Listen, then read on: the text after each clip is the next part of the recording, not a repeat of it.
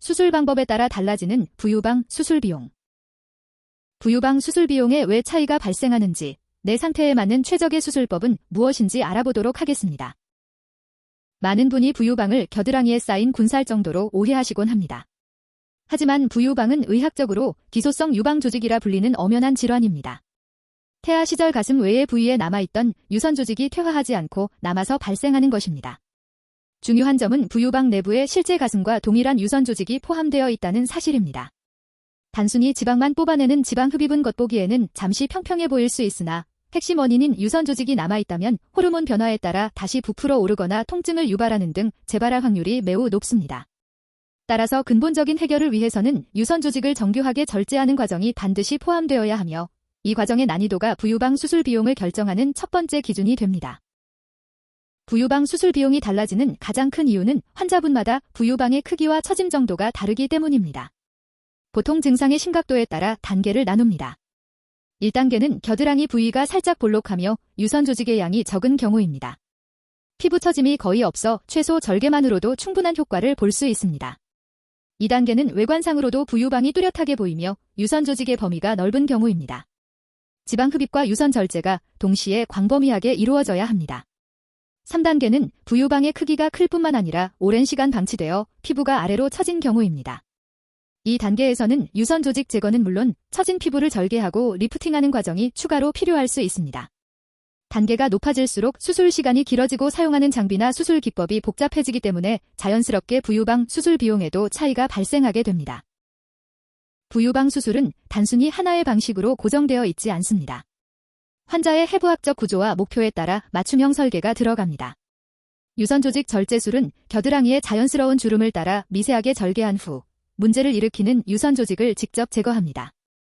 재발을 막기 위한 가장 핵심적인 단계입니다. 지방 흡입은 유선 조직 주변에 과도하게 쌓인 지방을 함께 제거하여 겨드랑이 라인을 매끄럽게 다듬는 과정입니다. 유선만 제거했을 때 생길 수 있는 피부 함몰이나 불규칙한 라인을 방지하기 위해 대부분 병행하게 됩니다. 피부 절제 및 리프팅은 3단계 이상의 환자분들에게 해당하며 늘어진 피부를 잘라내어 탄력을 복구합니다. 수술 난도가 가장 높으며 사후 관리 시스템이 중요해지는 만큼 수술 비용이 다소 상향 조정될 수 있는 요인입니다. 경제적인 측면에서 가장 중요한 부분은 보험 적용 가능성일 것입니다.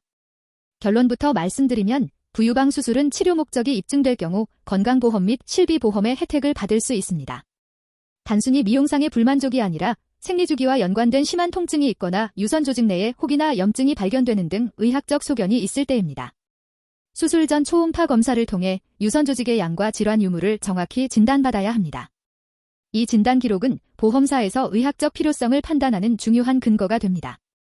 보험 적용 여부에 따라 환자분이 실제로 부담하게 되는 부유방 수술 비용은 크게 달라질 수 있으므로 반드시 유방외과 전문의와 상담하여 현재 본인의 상태가 치료 대상에 해당하는지 확인하는 과정이 필요합니다. 저렴한 부유방 수술 비용만을 쫓다 보면 자칫 놓치기 쉬운 것이 있습니다. 바로 겨드랑이 부위의 해부학적 복잡성입니다. 겨드랑이는 팔로 내려가는 주요 신경과 혈관, 그리고 면역 체계를 담당하는 림프절이 밀집된 매우 예민한 부위입니다. 유방 전문의는 유방 주변의 해부학적 구조에 대한 깊은 이해를 바탕으로 수술을 진행합니다. 중요한 혈관이나 신경 손상을 피하면서 오직 불필요한 유선 조직만을 정교하게 박리해내는 기술력은 수술 후 통증을 줄이고 회복 속도를 높이는 결정적인 차이를 만듭니다. 또한 드물게 부유방 내에서도 유방암이 발생할 수 있으므로 제거한 조직에 대한 병리 검사 시스템이 갖춰진 곳인지 확인하는 것도 매우 중요합니다. 부유방 수술의 목적은 단순히 겨드랑이를 평평하게 만드는 것이 아닙니다. 만족스러운 결과를 얻기 위해서는 다음과 같은 기준을 고려해보세요. 수술 전 유선 조직의 분포를 입체적으로 파악하는가? 기능적 제거와 미용적 흉터 최소화를 동시에 고려하는가? 수술 후 붓기 관리와 흉터 케어까지 책임지는가? 환자분이 겪어온 신체적 통증과 심리적 위축감을 해소하고 다시는 같은 문제로 고민하지 않게 만드는 것이 목표가 되어야 합니다. 부유방은 시간이 지난다고 해서 저절로 사라지는 질환이 아닙니다. 오히려 임신과 출산, 노화 과정을 거치며 증상이 악화되거나 처짐이 심해질 수 있습니다. 정밀한 진단과 정직한 상담을 통해 여러분의 몸 상태에 꼭 필요한 솔루션을 찾는 것이 가장 경제적이고 확실한 치료법입니다.